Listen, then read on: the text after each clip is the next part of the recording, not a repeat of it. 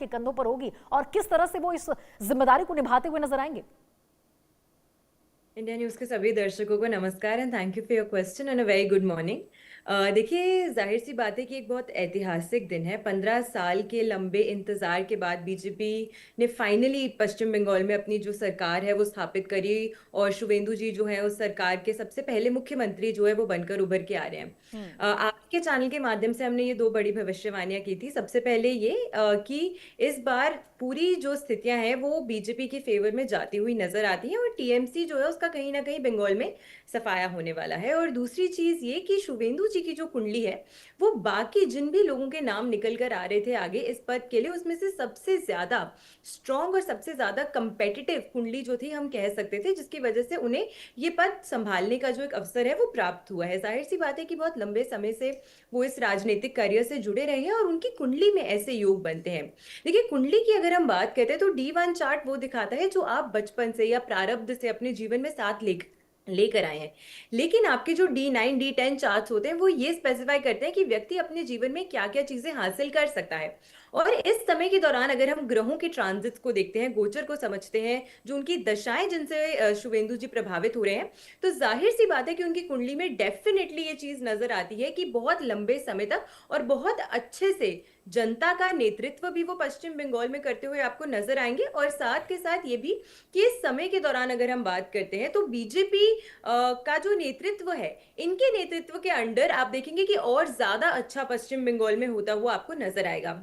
इनकी कुंडली की एक खासियत है, इनकी कुंडली में सूर्य और शनि दोनों ही जो ग्रह हैं वो बहुत बलवान है और बहुत स्ट्रॉन्ग है। सूर्य की अगर हम बात करते हैं तो सूर्य उच्च पद है, सूर्य नेतृत्व करने की क्षमता देता है और शनि आपको जन के साथ जोड़कर रखता है। और एक अच्छा नेता, एक अच्छा पॉलिटिशियन वही है जिसकी पार्टी में भी बहुत अच्छा वर्चस्व हो, रुतबा हो, लोगों के साथ अच्छी बातचीत हो, उनकी एक अथॉरिटी हो और जनता के मन में भी जिनके लिए प्यार हो, लोकप्रियता हो। और ये दोनों ही चीजें शुवेंदु जी की कुंडली से मुझे डेफिनेटली नजर आती हैं कि इनके चार्ट बहुत प्रबल हैं। एक और चीज भी मैंने बोली थी कि अगर 8 से 10 तारीख के अंतर्गत अगर शपथ ग्रहण का समारोह होता है तो उस समय जो चंद्रमा की स्थिति अगर हम जेमिनी से देखते हैं तो वो मकर राशि में ट्रांजिट कर रहे हैं और मकर राशि परिवर्तन की राशि है और ये हमेशा शुभता लेकर आती है, जी। अच्छे बदलाव लेकर आती है। तो यहाँ पर आप देखेंगे ये लंबे समय के बाद में एक मुख्यमंत्री के पद पर सबसे पहले एक पुरुष चेहरा जो है वो बंगाल को देखने को मिला है। और ये पुरुष चेहरा जो है वहां पर वो काफी ज्यादा अच्छा नेतृत्व जो है वो करने वाला है बंगाल का। तो उनकी कुंडली से जाहिर की बात है कि मुझे नजर आता है कि काफी लंबे समय तक काफी अच्छे तरीके से अगर हम शुवेंदु जी की कुंडली को एनालाइज करते हैं कि ये अभी बंगाल का नेतृत्व करते बिल्कुल हुए शबी आपको। जी, मैं और हमारे जो दर्शक है तमाम वो आपकी बातों पर बिल्कुल यकीन कर पा रहे, क्योंकि बहुत लोकप्रिय हैं शुभेंदु अधिकारी जमीनी स्तर पर लोगों के बीच में। यही वजह है ना कि पहले नंदीग्राम में, उसके बाद यहाँ पे भवानीपुर से उन्होंने ममता बनर्जी को, इतनी बड़ी विपक्ष की चेहरा था, उनको हराया और यहाँ पर इतनी बड़ी जीत दर्ज की है। सभी जी, मैं चाहूंगी जरा आप तमिलनाडु के जो कहा जा रहा है कि नए मुख्यमंत्री बन सकते हैं यहाँ पे विजय थलापति, उनकी अभी कुछ अड़चने उनके सामने आती हुई नजर आ रही है, उनके बारे में जरा बताइए कि क्या उनके जो तमाम ग्रह हैं और क्या बताते हुए नजर आ रहे हैं। क्या जो वो विधायक दलों का जो आंकड़ा है वो नहीं पूरा कर पा रहे, कब तक ये तमाम अड़चने उनके सामने से गुजर पाएंगी और कब तक जाके वो भावी मुख्यमंत्री वहां के घोषित हो सकते हैं?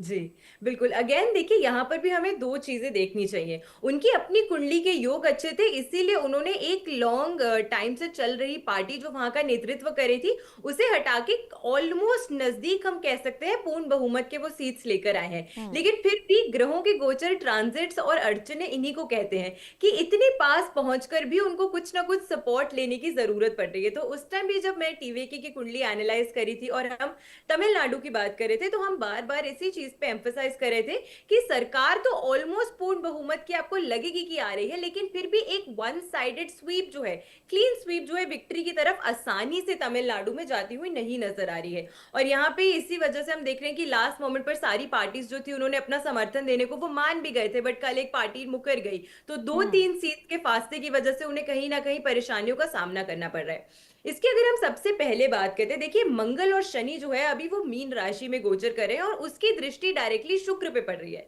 तो शुक्र कला का ग्रह माना गया है, शुक्र कलाकारों का नेतृत्व करता है और ये एक सेलिब्रिटी फेस है जो उठकर पॉलिटिक्स के क्षेत्र में आगे बढ़ रहे हैं। ये मैंने बहुत पहले कहा था कि आपको इस साल के अंतर्गत नए पॉलिटिकल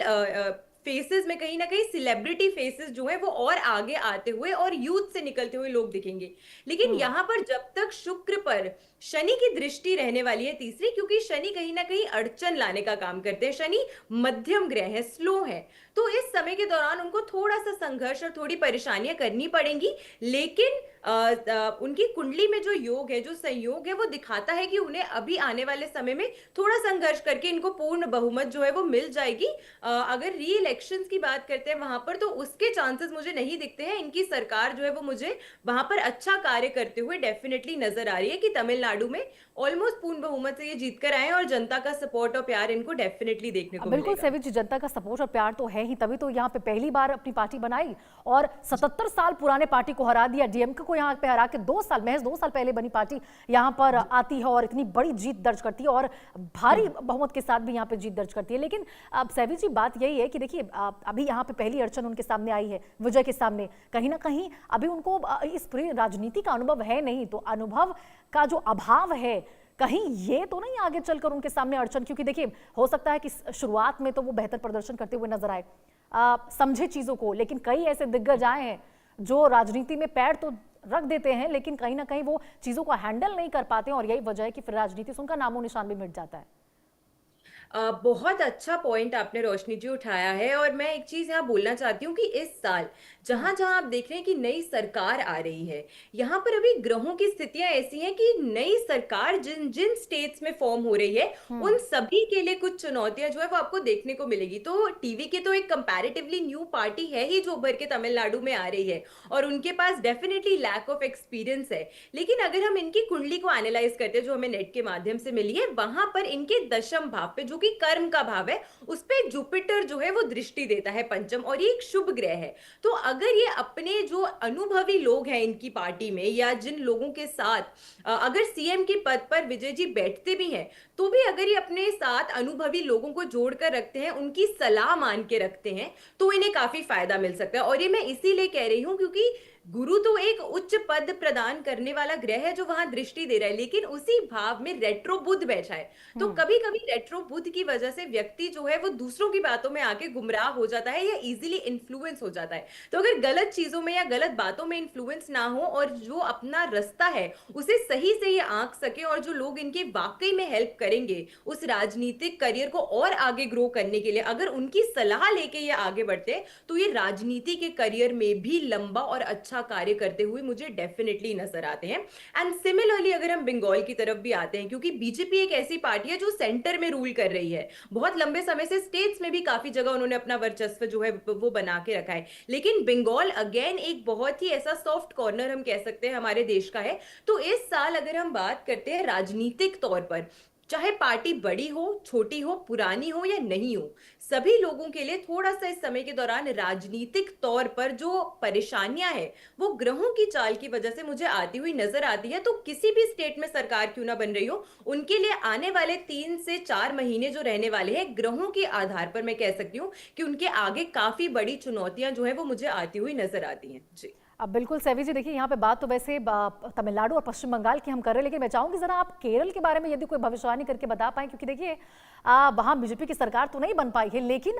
जिस तरह से देखिए पश्चिम बंगाल में 2016 की बात करें तो वहां पे 3 सीटें बीजेपी जीती थी और उसके बाद लगातार जो वोटों का प्रतिशत था पश्चिम बंगाल में वो लगातार बीजेपी का बढ़ता हुआ चला गया। और देखिए आज वो ऐतिहासिक दिन जब वहां पे बीजेपी की सरकार बनेगी।